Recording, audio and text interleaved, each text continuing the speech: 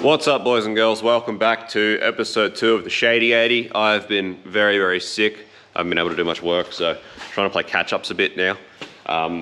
So today we're going to be focusing on pretty much getting the rest of the car ready to receive its new heart here that we got ready last episode. I still have not been able to get hold of the people that he bought this engine off to try and get what's missing. I'm still trying to get onto them to get that. Which is, yeah, not much fun. But anyway, it is what it is. So we pulled out all of the LPG stuff. Yeah, we didn't film it, but the whole LPG, ECU, all of the LPG stuff's been removed. And as you can see, it's really decluttered this corner heaps. We pulled out the gas. Oh, did we pull out the gas line? Yeah, okay, so we pulled out basically all the electronics back to the gas, where the gas tank used to be. We still got to pull out the actual gas line. We have to pull the gearbox out. Got to modify the cross member to bring it all forward. Not only that, but I actually have to pull the tail housing off the transfer case and pull the transfer case down to install the part-time kit and everything else like that. So fair bit to do to get this thing ready to receive the engine. We've also got some heat shields, which are going to be a lot easier to install with the gearbox out of the way. So we'll do that while it's out as well. So that'll be the end of this episode. So we get this thing up in the air and start having a look at how we're going to go about it all. What I might actually do first is do a freaking cleanup, because this place is a goddamn mess, Rash Pocket. Crap everywhere. How do we end up with so many 1FZs? And people are offering us more. Righto, guys.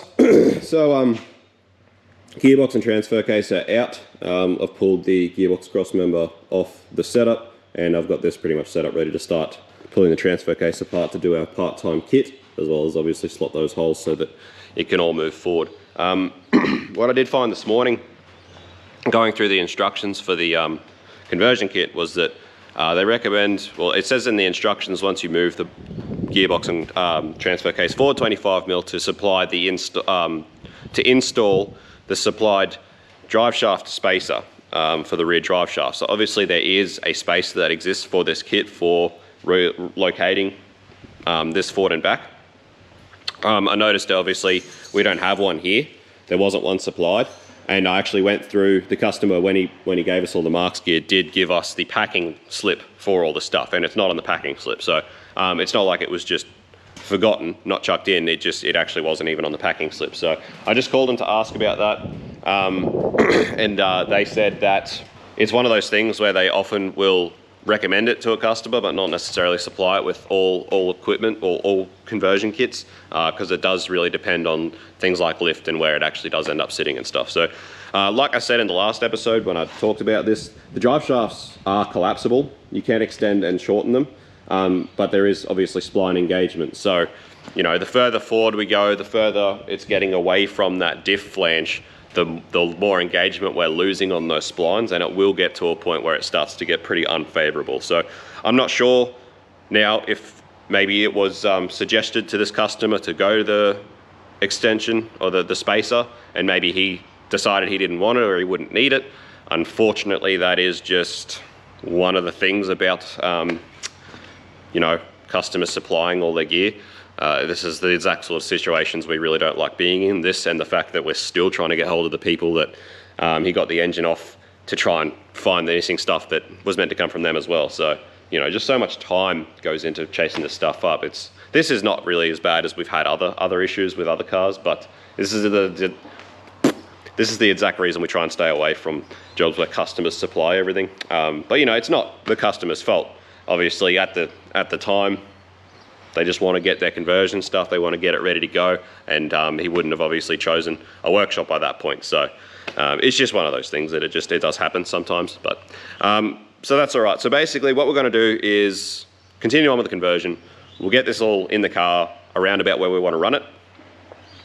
We'll chuck the drive shaft in, get it to its extension at full bump, pretty much at full drop on the hoist, and we'll check what sort of spline engagement we have at that point. And if it's starting to get too far, like we are going to be running out of spline engagement, and we're not liking how much engagement there is, well then we'll just get onto marks and have to order the spacer kit. But you know, maybe in this configuration it won't be too bad. So we'll just have to wait and see, suck it and see, and we'll have a look at what's going on. Anyway, we'll get this cross member cleaned up first, get it nice and clean, and then we'll start looking at what we can do with this transfer case. Alright guys, we're cracking along with this part-time kit. We've pretty much got this to the point where we're ready to put the spool in. It's nearly the end of the day. This isn't a very big job, it's not that hard, but it's just been one of those freaking days. Phone calls, people here trying to work around other stuff. Yeah, this day has just been one of those terrible days where you work all day and hardly anything gets done. So anyway, that's a pain. But yeah, this shouldn't be too much longer. I just got to start cleaning up all the gasket surfaces, which is the worst part. But this thing still got all the factory stuff on it. Yeah, sorry, I didn't film, obviously, pulling it apart for obvious reasons, because it's taken me literally all day to get to this point because of other stuff that's been going on. But I think there's heaps of videos online about doing these kits. They're really not that hard. I probably couldn't make a better video than ones that are already out there online that exist for doing this sort of thing. So yeah, I don't really know what else to say about it, really. They're a pretty simple kit to do. Go and watch some of these other videos about doing it. You'll be fine. But start whacking this back together. The new spool that Mark's give you actually already has a tapered roller bearing on it, which is awesome. So you don't have to screw around pressing the old one on. So that's all happy days. So that all comes pretty much ready to go. Righto guys, so got the little spool in there for the part-time kit. I've cleaned up all the gasket surfaces, and we're ready to start putting this all back together. Torque these up, they're all torqued, and it's all happy days. So now we get the whole, that turns. Oh, well, if you actually hold the front shaft, it doesn't turn. Anyway, I can't do it. But yeah, it doesn't engage the front shaft because, you know, it's part-time four-wheel drive, which is great. Righto guys, we're all coming back together. There is just a little key that drives a pump, which you have to be careful to line up as this case goes on. But yeah, if you're doing this, you've probably watched another YouTube video like I talked about, where they explain it really well, I believe. Little pro tip for anyone doing this like me that doesn't do the same thing all the time, like day in, day out. I like to just make a little drawing of the layout on a bit of cardboard and shove your bolts in. That way they all go back where they're supposed to go, because they are all different lengths and they all look the same. So if you just pull them out and put them in a pile, and you don't do this all the time, you'd probably have a pretty hard time figuring out what goes where. So this just makes it super easy to just whack it back together, smash them all back in exactly where they came from. Happy bloody days. All right guys, we're all buttoned back up. Happy days. Ready to modify the cross member in the morning. I've spent today cleaning it up as well, getting all the gunk and crap off that. So all right guys, back here this morning, cracking on with this thing. I've modified the cross member. It's just outside drying off so that I can paint it, but it's ready to go. So I thought I'd start getting this gas line out. Very, very frustrating. They've gone, I don't know who actually installed this long range fuel tank, but they've obviously removed the gas tank that was here, whacked this long range fuel tank in there and left the gas line and everything in situ. And now, because of where the gas line's tied to all the wiring up there, I'm gonna have to drop this fuel tank anyway so that I can get this gas line out. So that was a whole waste of time, because now it's gonna have to pay for me to drop the tank so that I can remove the gas line. I don't understand. Some things that come through here just baffle me. They really do. All right guys, what an absolute mission this morning has been. I really wanted to be having the engine and gearbox back in the car by this point. It's lunchtime. What a time. Anyway, had to trim his heat shields up a bit to fit over where his side steps are mounted and everything else. Got one heat shield on. This one was an absolute pain.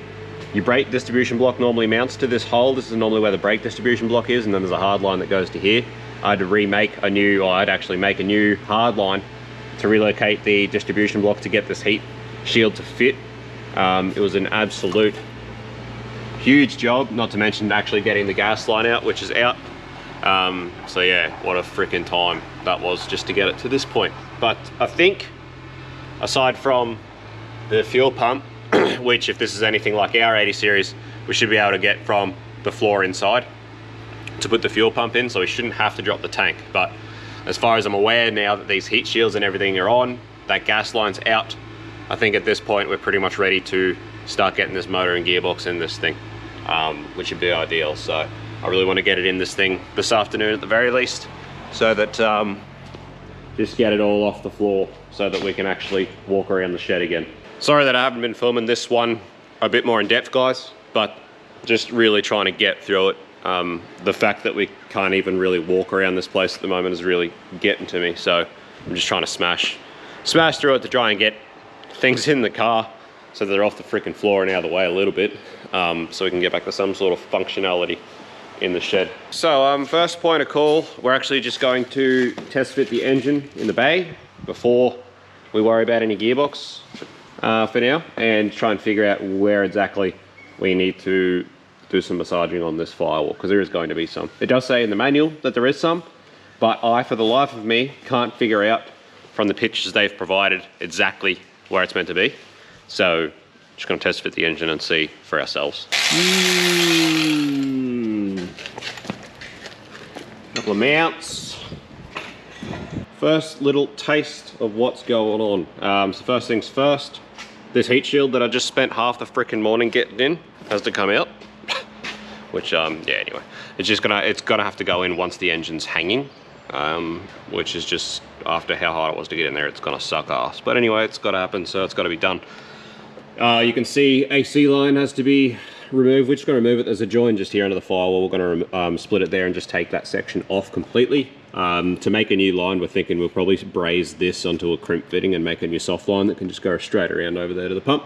So we'll sort something out like that, but it means we can definitely see where we have to do some firewall modification, and on this side as well, right here at this filler, which that filler is going to be just a pain to work with, but it is what it is. There's not much else we can do about it.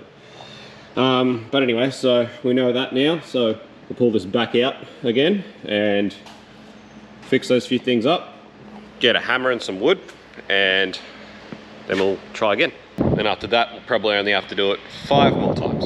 I went and dug out a flex plate as well, and I've drilled that ready to go. So we've got a flex plate ready for this thing once we get engine position right and start actually getting everything in together.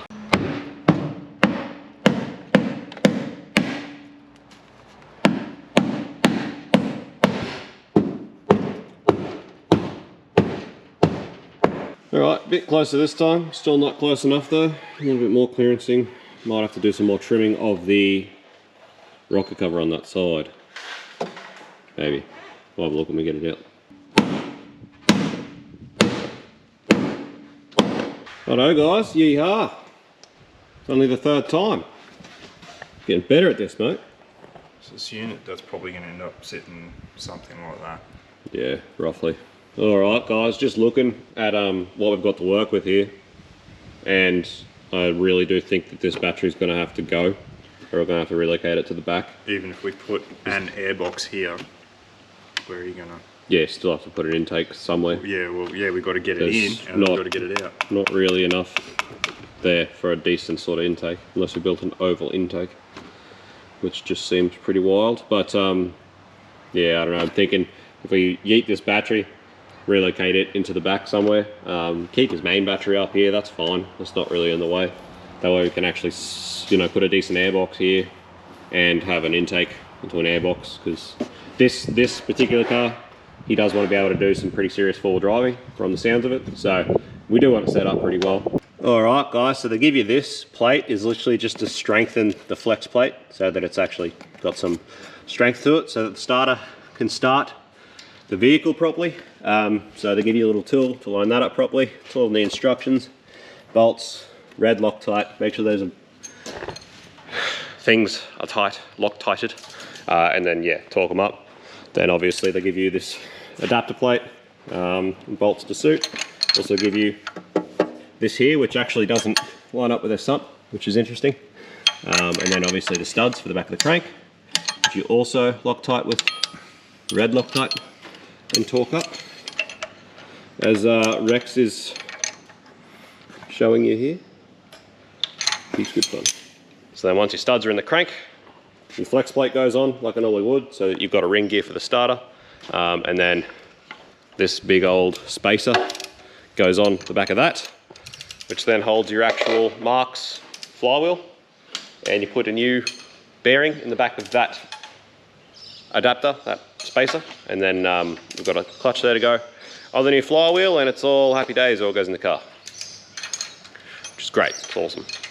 While I'm thinking about it though, I am going to put in the adapter for the coolant temp, which goes in the driver's side head there. So that'll be this one supplied. Just pull the bung out of the other head, chuck this in, and then this will obviously be the right thread to suit the factory coolant temp sensor for the dash, in the 80 series so that you still have that on the cluster. So I just went to do up that adapter and got to the point where it was like just getting tight, and then it went loose.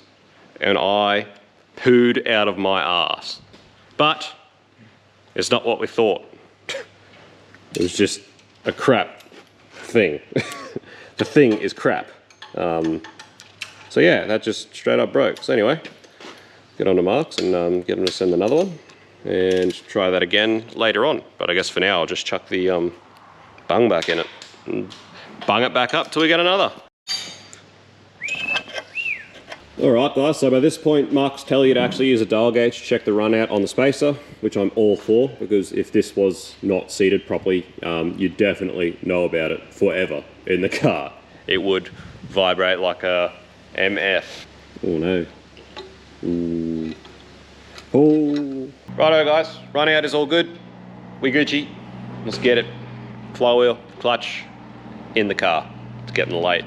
It's a pretty wild old get up. But hey, whatever works. Not bad.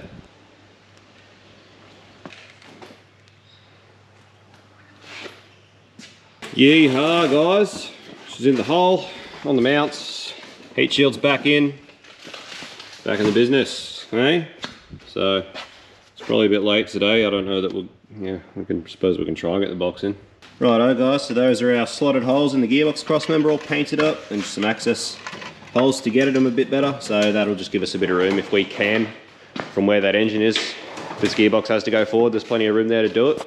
But yeah, we'll see where it ends up, and then we'll see what's going on with our tail shaft and what we're going to do about it. Alright boys and girls, that was a mission. Really didn't want to play the game, but gearbox is in. As you can see, did actually move forward in the holes quite a bit, so it's actually all moved forward a fair way. So luckily I did slot them holes. It is a little bit funny to me, the instructions say they recommend to slot the holes and move everything forward, but as far as I'm concerned, where the mounts are on the engine dictates where that's got to be. Otherwise it's just literally got to be pulling on the gearbox mount. So a bit of a weird way to word it, I feel like obviously if these are the mounts they supply, you pretty much have to. But anyway, regardless, it's done. It's in there. Happy days. This heat shield ended up getting yeeted in the way of absolutely everything. In their instructions, they've got a heat shield that comes to like here, like the heat shield ends. And then the one they've supplied comes all the way to the front. I've got a feeling maybe there's a manual one and an auto one, or maybe that one's the wrong part number. I don't know, but either way, in the way of our clutch fork, in the way of the freaking bell housing, in the way of everything. So we just took it out. Yeah, we might try and get it in later, but goodness, yeah, wow. Anyway, that's it for tonight. 6:20. Either way, it's awesome to finally have all that stuff off the floor. At least have some of the shed back. We'll do a bit of a tidy up. I'll feel a lot better about it. But anyway, motor and box are in. It's another episode of the Big Shady 80. Hope you've enjoyed this episode. We'll see you on the next one when we're going to start working out the little ins and outs and nitty gritty bits and how we're going to actually tie this all and get it together. So see you on that episode. Tune in for that one. We'll see you then. Peace out. See you. Bye.